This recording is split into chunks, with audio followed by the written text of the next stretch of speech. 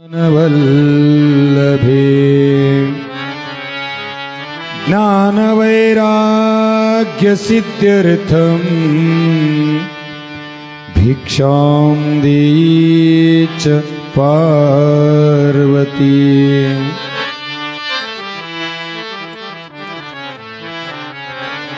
माता च पार्वती देवी पिता देव महेश्वरः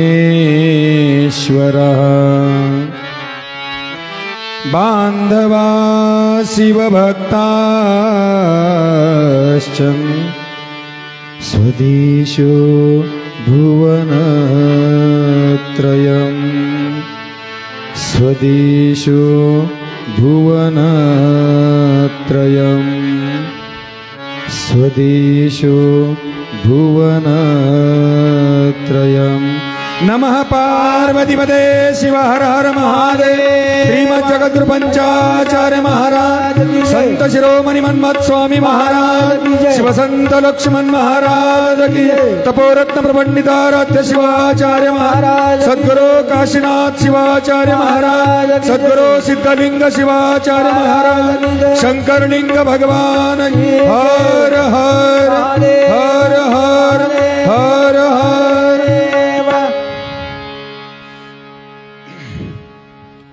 शिवलिंगोद्भव रेणुकाचार्यापासून विश्वाराध्य जगद्गुरूपर्यंत चालत आलेल्या अनादी परंपरेला अनंत वंदन करून लिंगैक्य सद्गुरु तपोरत्न प्रबंडिताराध्य शिवाचार्य महाराज, लिंगैक्य सद्गुरु रेवणसिद्ध शिवाचार्य महाराज, लिंगैक्य सद्गुरु डॉक्टर शिवलिंग शिवाचार्य महाराज, लिंगैक्य सद्गुरु राचलिंग शिवाचार्य महाराज, सद्गुरु चंद्रशेखर शिवाचार्य महाराज यांच्या पवित्र पावन चरणाला अष्टांग दंडवत करून वेदांताचार्य शिवाचार्य रत्न सद्गुरु सिद्धलिंग शिवाचार्य महाराज, सद्गुरु काशीनाथ शिवाचार्य महाराज यांच्याही दिव्य चरणाला या ठिकाणी नतमस्तक होऊन परमपवित्र अशा भारतभूमीमध्ये आचार्य उपाचार्य पदावर आरूढ असलेल्या सर्व आचार्य आणि सद्गुरूंच्या चरणी या ठिकाणी प्रणिपात करून मनमथादी पावनसंत महात्मा बसवेश्वर शिवसंत लक्ष्मण महाराज यांच्याही पवित्र पावन चरणाला नमन करून माझे ज्ञानेश्वर माऊली जगद्गुरु तुकोबाराय नामदेव एकनाथ आदी सर्व संतांच्या पवित्र पावन चरणाला नमस्कार करून शेलू शिवक्षेत्राचा अधिष्ठान स्वरूप असलेल्या भगवान शंकरलिंग महादेवाला या ठिकाणी वंदन करून शिवानुभव मंडपाच्या स्टेजवर उपस्थित असलेले संगीत विशारद, संगीत अलंकार लिमराज पाटील, राम वडगावकर, तसंच तबला विशारद असणारे आमचे केदार भाऊ तांबट, तसंच आमच्या शेलू शिवक्षेत्रामध्ये आणि विराजमान असलेले सर्व माहेश्वर जंगम मंडळी, पंचक्रोशीतून आलेले सर्व सद्भक्तगण, शंकरलिंग महादेवाची जुनी कमिटी, तसंच सफलतापूर्ण कार्यामध्ये आणि तत्पर असलेली आमची नवी कमिटी, सर्व असणारे बांधववर्ग, मातृवर्ग या सर्वांच्या हृदयामधील चितशक्तीला अभिवादन करून आजच्या या पंचम पुष्प सेवेला आपण सुरुवात करूया। ओम नमो शिवशंकरा, ओम नमो करुणाकरा, ओम नमो शिवशंकरा, ओम नमो करुणाकरा, ओम नमो शिवशंकरा, ओम नमो करुणाकरा, ओम नमो शिवशंकरा, करा ओम नमो करुणा करा ओम नमो शिवशंकरा ओम नमो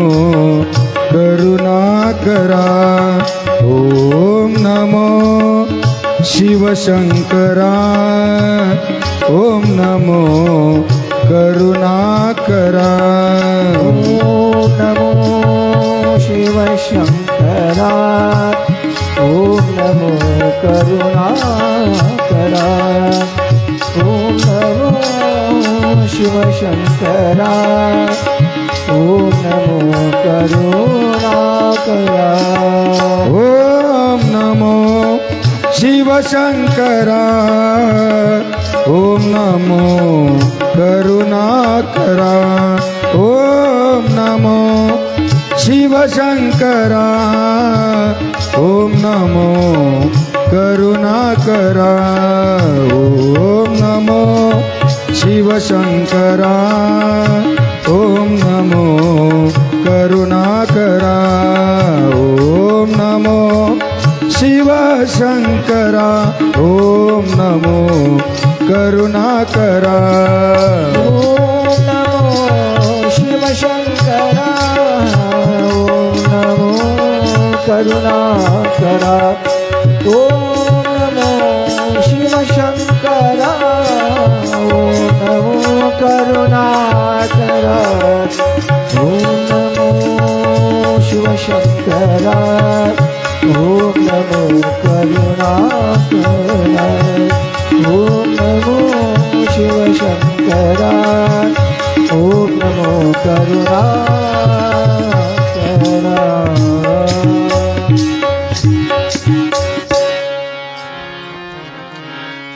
कालच्या सत्रामध्ये आम्ही चतुर्थ दिनाची सेवा म्हणून सज्जन हो शिवाचं लिंगपूजन कशा पद्धतीनं करावं आणि कोणते पदार्थ वाहिल्याच्या नंतर आणि आम्हाला त्याची फलश्रुती काय मिळते आणि याचं निरूपण आम्ही काल तुम्हाला सांगितलं. आणि अशा या शिवलिंगामध्ये आणि अगम्यता सर्वशक्तिमान रूपता निर्विकल्पता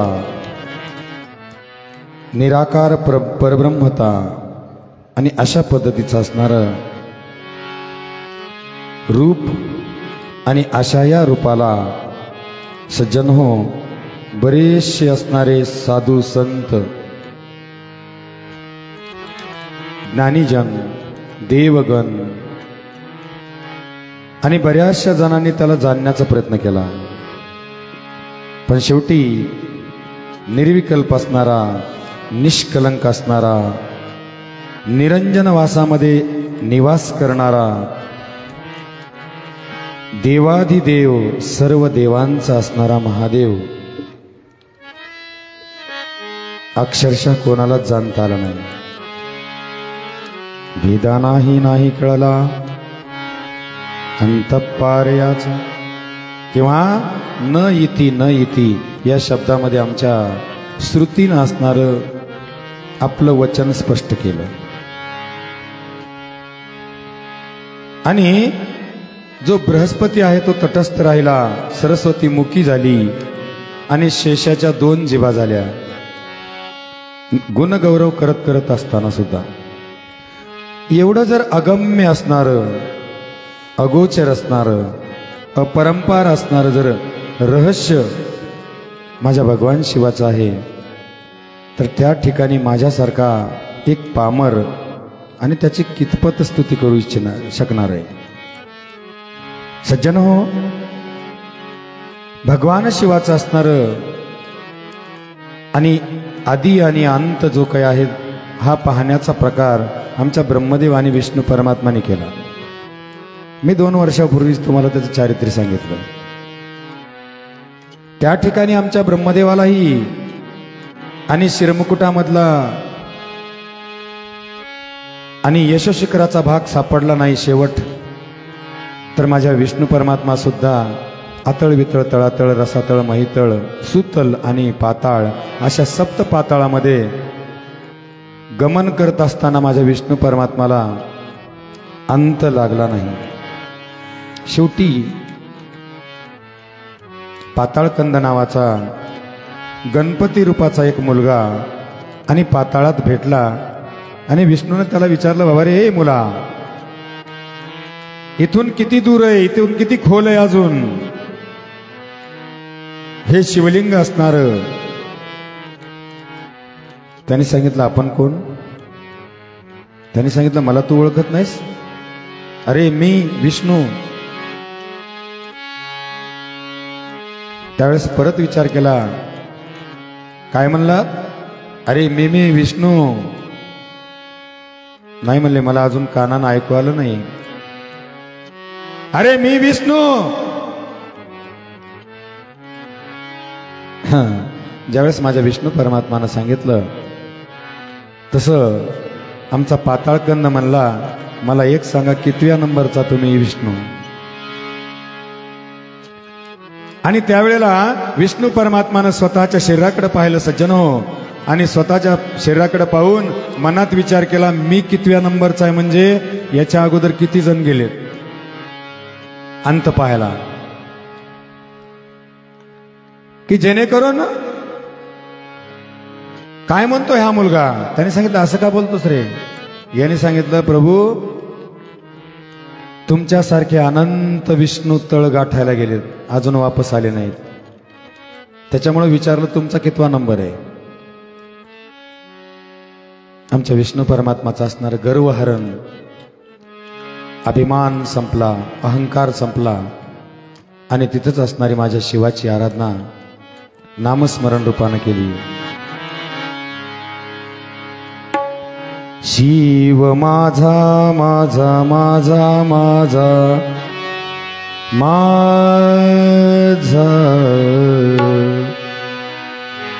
शिव माझा मी शिवाचा,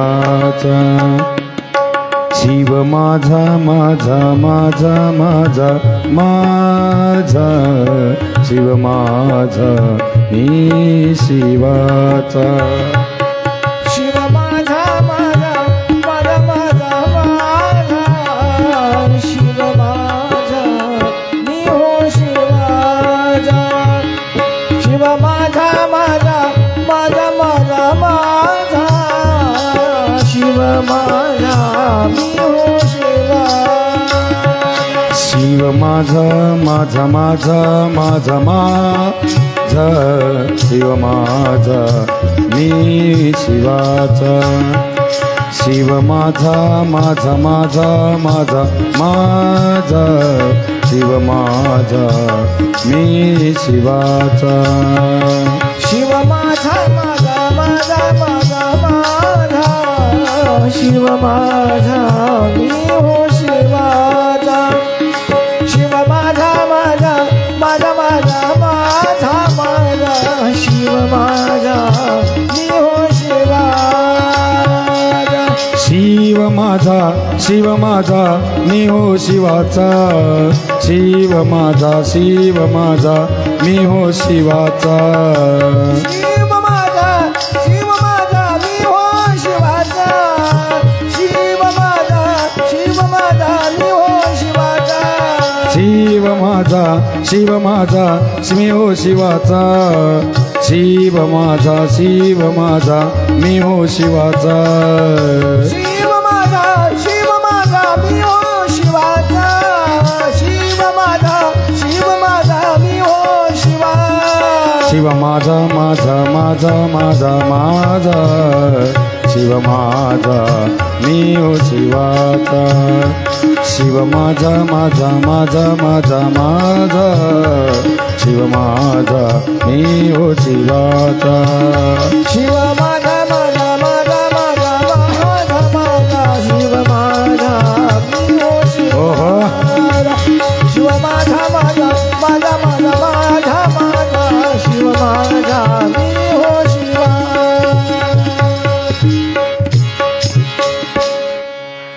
आणि त्या ठिकाणी नामस्मरण केलं. केव्हा?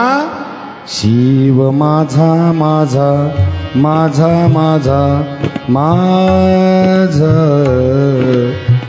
शिव माझा मी हो शिवाचा. ज्यावेळेस अन्योन्य भाव निर्माण होतो, समर्पित भाव निर्माण होतो, आणि त्यावेळेस अहंकार आणि तो संपून जातो, आणि संपून गेला माझ्या विष्णू परमात्माचा. आणि त्या योगानं आमच्या विष्णू परमात्माला सर्व असणारं वैभव शिवाकडून मिळालं.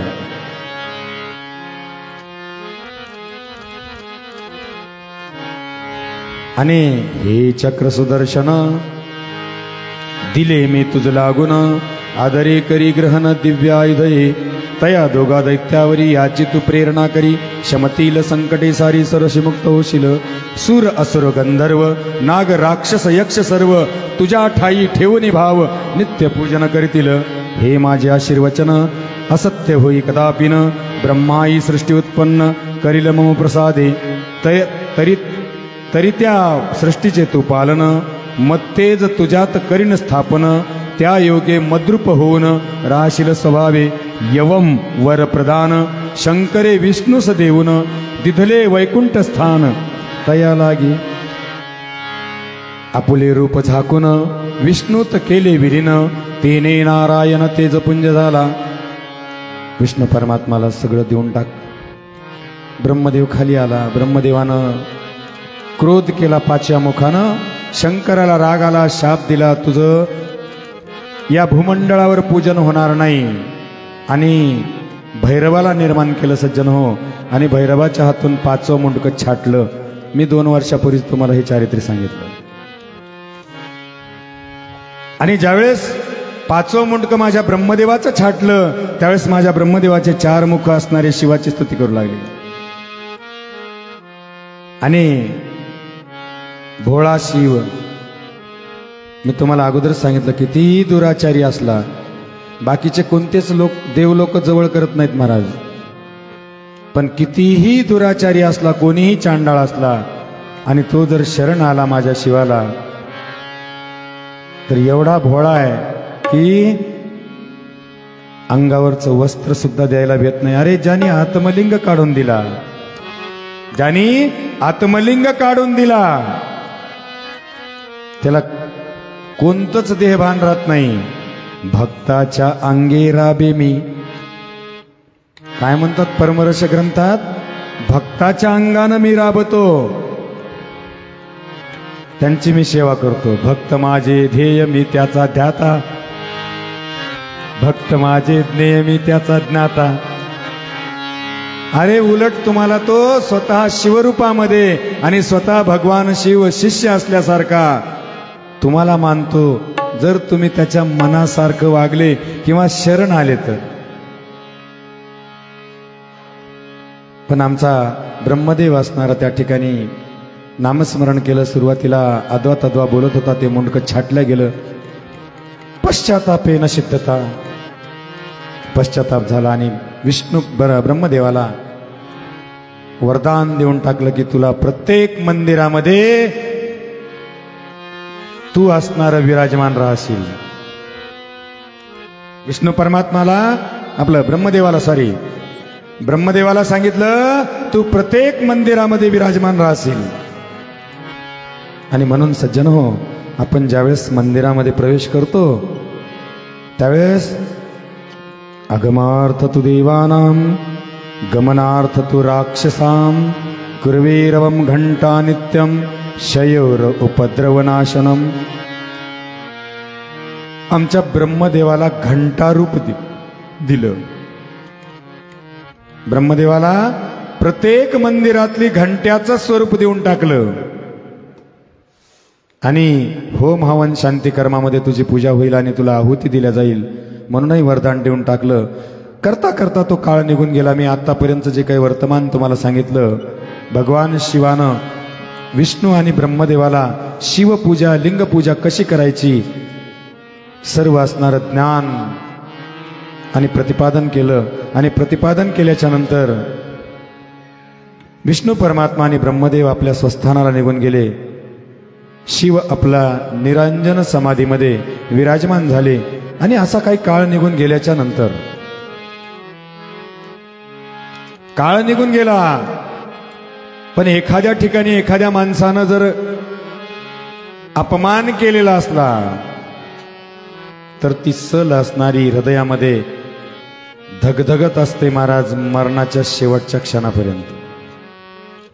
आपण म्हणतोय की मारलेला वळ बुजतो, पण बोललेलं, त्याच्यामुळं नंदानं भावजाईला कधीच बोलू नये, सासूनं सुनाला कधीच बोलू नये.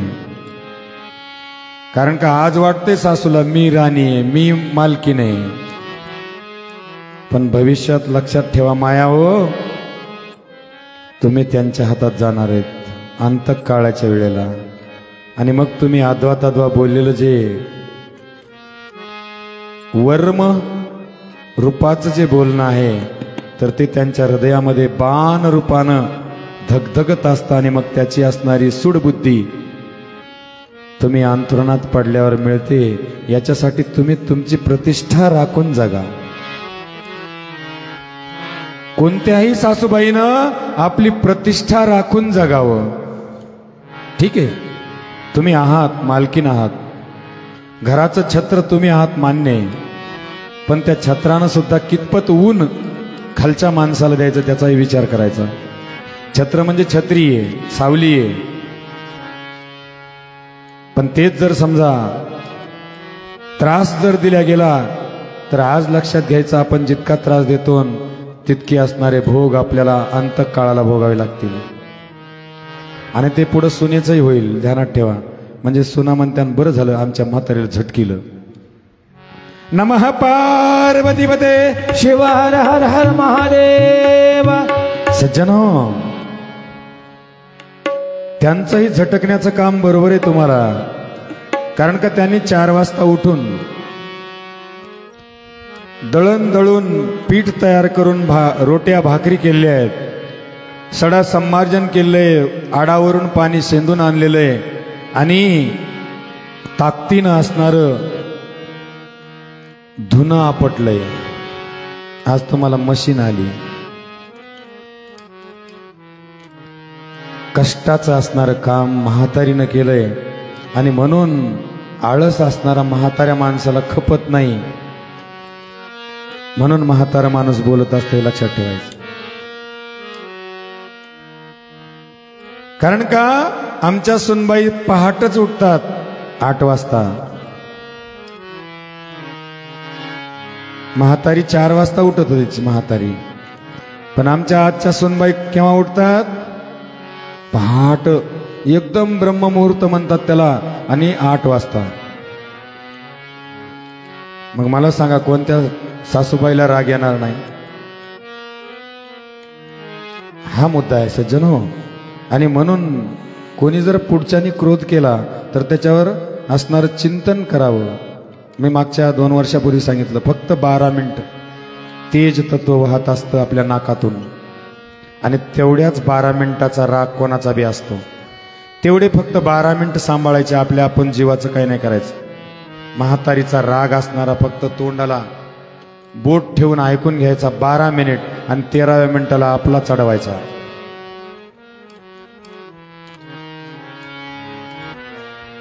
बारा मिनिटापर्यंत असणारा राग तेज तत्व संपल्याच्या नंतर गहिवर निर्माण होतो आणि म्हाताऱ्या माणसाला त्या पश्चाताप होतो, मी एवढं बोलले पण सुनबाईनं काय तोंड उचललं नाही माय, आणि पश्चाताप येतो आणि दयेचा पाझर उत्पन्न होतो.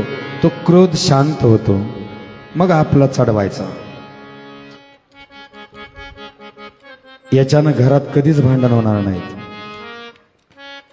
एकानं गरम झालं तर दुसऱ्यानंही गरम झालं तर नष्ट होतं घर, पण एकानं गरम झालं तर दुसऱ्यानं पाणी व्हावं. याला संसार म्हणतात. आणि असा असणारा संसार सुखाचा होऊन जातो महाराज. आणि जर समजा एकमेकींना जर आदवा तद्वा बोलत असाल तर सज्जन हो, मारलेला वळ बुजतो पण हृदयात असणारं बोललेलं कधीही विसरत नाही, मेलं तरी सांबजे नम पार्वतीपते शिव हर हर हर हर महादेव. मेलं तरी विसरणार नाही म्हणते ही या म्हातारीचा शब्द मी. कारण का तो तसा विष रूपाचा असतो आणि तद्वत त्या न्यायानं मग सुडबुद्धी असणारी निर्माण होते. आमच्या ब्रह्मदेवाला सुडबुद्धी निर्माण झाली. मनात विचार केला की याने माझं पाचवं मुंडकं छाटलंय शंकराने आणि मग त्या शंकराची मी बघितल्याशिवाय राहणार नाही, याला अद्दल घडविल्याशिवाय राहणार नाही.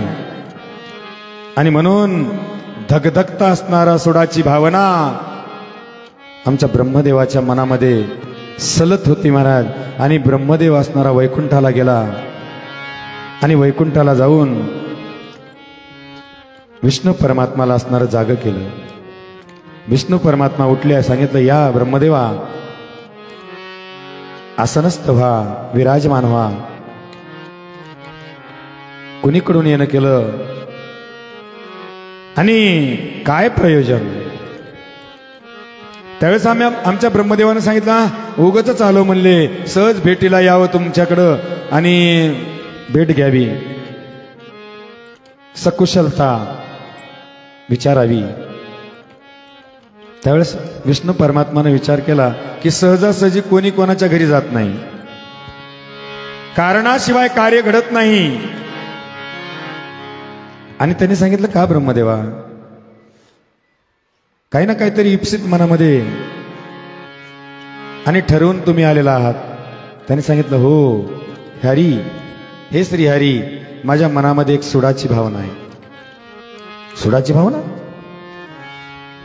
हा सुडाची भावना आहे. तो महादेव, तो शंकर, तो शिव आणि माझा अपमान पूर्ण ब्रह्मांडात करतो. माझ्यासोबत आलेल्या गाईला शाप देतो आणि माझं मुंडकं छाटतो. याला मी बघितल्याशिवाय राहणार नाही, याला संकटात आणल्याशिवाय राहणार नाही, ह्याची फटफजिती केल्याशिवाय मी राहणार नाही. विष्णू परमात्मानं हास्य केलं आणि सांगितलं ब्रह्मदेवा काय बोलताय तुम्ही आणि त्या देवादिदेव महादेवाची फटफजिती करणार. सांगितलं हो विसरणार नाही मी, निश्चित त्याची फटफजिती करणार आणि तुम्हाला त्याला सहाय्य व्हावं लागणार आहे. याने सांगितलं बाबा मी काय सहाय्य होऊ शकत नाही. नाही सांगितलं मी तुमच्याकडे आलोय आणि तुम्हाला सहाय्य व्हावंच लागणार आहे, माझ्यासोबत यावं लागणार आहे. ठीक आहे म्हणले काय हरकत नाही, मी तुझ्यासोबत येईल. विष्णू परमात्मा आणि ब्रह्मदेव दोघं जण असणारे कैलास पर्वतावर गेले आणि कैलास पर्वतावर गेल्याच्या नंतर त्या ठिकाणी ओम नमः शिवाय, ओम नमः शिवाय, ओम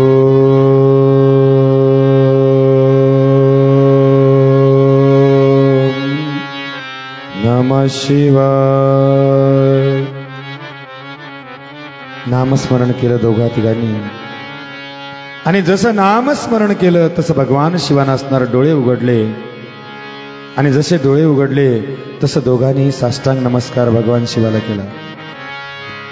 त्यावेळेस भगवान शिवाने सांगितलं बोला श्रीहरी आगमन झालं, आसनस्थ व्हा, घ्या बसा. हे ब्रह्मया बसा तुम्ही सुद्धा. योगक्षेमं वहाम्यहम. आणि मग योगक्षेम विचारायला सुरुवात केली. कुणीकडून आलात, कुणीकडे चाललात, काय प्रयोजन, कशासाठी आगमन झालं. विष्णू परमात्मा आणि ब्रह्मदेवानं समोर बसलेले असताना विष्णू परमात्मा गुपचूप बसला आणि सांगरे म्हणले ब्रह्मया. ब्रह्मदेवानं सांगितलं हा देवा आणि उगतच आलो तुमच्या भेटीला आम्ही बरं का, सहज तुमची भेट व्हावी म्हणून, तुमचं दर्शन व्हावं या अभिलाषेनं आणि आम्ही दोघंही श्रीहरी आणि मी इथं आलोत बरं का. त्यांनी सांगितलं ब्रह्मया, काही ना काहीतरी कारण असल्याशिवाय मनुष्य कार्याला तत्पर होत नाही. जे काही मनामध्ये इप्सित आहे ते सत्य बोला, खरं बोला. त्यावेळेस ब्रह्मदेवानं सांगितलं, देवा तुम्हाला राग तर येणार नाही? शंकरानं सांगितलं, अजिबात नाही. मग असं करा, आम्ही म्हणतो ते आम्हाला द्या. याने सांगितलं, असं काय मागणार आहात तुम्ही? अगोदर वचन द्या म्हणताय.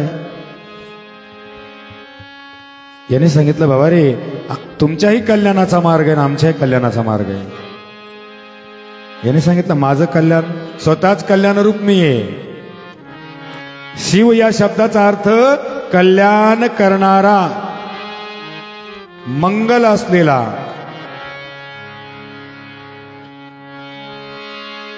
आणि मीच स्वतः कल्याण रूप आहे, मंगल रूप आहे, शिव रूप आहे.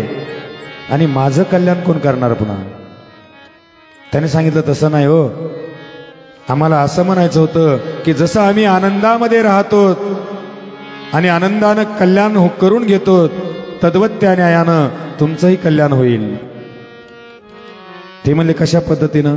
प्रभू, आमची एकच इच्छा आहे, हरीची आणि माझी, ती म्हणजे तुम्ही विवाहबद्ध व्हावं. मनामध्ये विचार केला, तू नुसतं हो मन, पायात बेडी बांधल्याशिवाय राहत नाही. ब्रह्मदेवाच्या मनातलं कपट असणारं शंकराने जाणलं. सांगितलं, काय बोलताय ब्रह्मदेवा? जसं एखाद्या पद्धतीनं किंचित स्फुल्लिंग, स्फुल्लिंग या शब्दाचा अर्थ होतो अग्नीचा निखारा. जसं आपला आर पडलेला आहे आणि त्याला ठिसकारल्याच्या नंतर अग्नीच्या कल्लोळाचा तुकडा एका बाजूला पडतो, अशा त्या अग्नीला तुम्ही वस्त्रामध्ये बांधू इच्छिता? कसं शक्य आहे? एखाद्या अग्नीला जर वस्त्रामध्ये बांधायचं म्हणलं तर ते बांधता येईल का? आणि मग तसा तो तुमचा प्रयत्न असफल होईल बरं का. याने सांगितलं, नाही प्रभू, आम्ही म्हणतो तेवढं फक्त करा. हात जोडून विनंती आहे प्रभू तुम्हाला, आम्ही शरण आहेत तुम्हाला. आणि असं म्हटल्याच्या नंतर शंकराने सांगितलं, बरं ठीक आहे, काय हरकत नाही, सांग काय करायचं. याने सांगितलं, तुम्ही एक मस्त छान बायको करा, विवाहबद्ध व्हा. शंकरानं सांगितलं, मी निरंजन समाधीमध्ये आणि युगानुयुग तपश्चर्या करणारा, आणि मला तू लग्न कर म्हणतोस, ते शक्य नाही. ब्रह्मदेवानं सांगितलं, नाही प्रभू, आमच्या दोघांचं तुम्हाला एवढ्या वेळेस मानावंच लागल, ऐकावंच लागल. बरं म्हणले, ठीक आहे, काय हरकत नाही, मी तुमचं ऐकतो. पण भगवान शिवानं पण टाकली, आठ टाकली. त्यावेळेस ब्रह्मदेवानं सांगितलं, पण म्हणजे काय अजून देवा? अशी कोणतं पण आहे तुमचं? याने सांगितलं, ब्रह्मया, असा कोण असणारा नवरीचा बाप आहे जो मला मुलगी देईल कन्यादान रूपानं? निरंजन वनामध्ये शून्यत्व रूप होऊन मी राहतो, आणि तेवढंच विराट रूप, तेवढंही माझं आहे. कशी म्हणून मला बायको देतील? उदाहरणार्थ, मुंगीच्याही बारीक माझं रूप तयार होऊ शकतं. बघा, प्रत्येक माणसाच्या हृदयामध्ये दहराकाश म्हणून आहे, दहराकाश, ज्याला अनुहत नावाचं चक्र त्या ठिकाणी विराजमान असतं. आणि त्या अनुहत चक्रामध्ये, त्या चक्राच्या मध्यभागी एक असणारं पराग निघालेला आहे, जसा देठ निघालेला आहे आतमधून. आणि त्या देठामध्ये हृदयाच्या ठिकाणी असणारं चक्र, आणि त्या चक्रामधून एक असणारा तंतू बाहेर आलेला, आणि त्या तंतूमध्ये एक छिद्र आहे. त्या छिद्रामध्ये आमच्या केसाच्या टोकाच्या हजाराचाही हजारावा भाग एवढं सूक्ष्म असणारं शिवतत्व किंवा ब्रह्मतत्व आहे आणि ते विराजमान हृदयामध्ये. जर तेवढं सूक्ष्म आहे, अनुरणिया थोकडा, अनुच्याही पलीकडं आणि एकदम सूक्ष्म आणि विराट रूप जर म्हणलं तर ब्रह्मांडी देह माझाच आहे. ब्रह्मांड देह. आम्हाला 4 देह सांगितल्या जातात, स्थूल, सूक्ष्म, कारण आणि महाकारण. पण आमच्या मूळस्तंभ ग्रंथामध्ये 10 देह सांगितले आणि शेवटचा असणारा ब्रह्मांड देह मानला गेला. मग एवढं जर विराट स्वरूप आहे तर कोणती असणारी पत्नी दिल्या जाईल, कशी दिल्या जाईल? त्यांनी सांगितलं, प्रभू बाकी तुम्ही त्याचा विचार नका करू, आम्ही त्याचं नियोजन काही ना काहीतरी लावू. त्यांनी सांगितलं, पण अजून पण काय, मी लग्न करील ठीक आहे, काय हरकत नाही, पण मी अशी पत्नी करील, बायको करील की मी ज्यावेळेस योगामध्ये रत राहील, मग्न राहील, त्यावेळेस तिनं योगिनी म्हणून राहावं. तिनं योगिनी म्हणून राहावं. लक्षात ठेवा, माझे मातृवर्ग, बहिणी सगळ्या असणाऱ्या बांधव वर्ग सर्व, फार मोठा गर्भित अर्थ आहे. आपला पती ज्यावेळेस भक्त म्हणून पूजा करतो त्यावेळेस आपल्या अंगामध्ये कोणताच काम विकार उत्पन्न होता कामा नये. आपला पती ज्यावेळेस भक्त बनतो, शिष्य बनतो, सद्भक्त बनतो, त्यावेळेस आपल्या सुद्धा अंतःकरण प्रवृत्तीतून भक्तीचा सुगंध व्हायला पाहिजे. तर विकल्प रूपाचा काम अजिबात नाही आला पाहिजे. तद्वत त्या न्यायानं माझा शिव जर योगी बनला, मी जर या ठिकाणी योगी बनलो, तर माझ्या पत्नीनं योगिनी म्हणून राहावं. 1-8.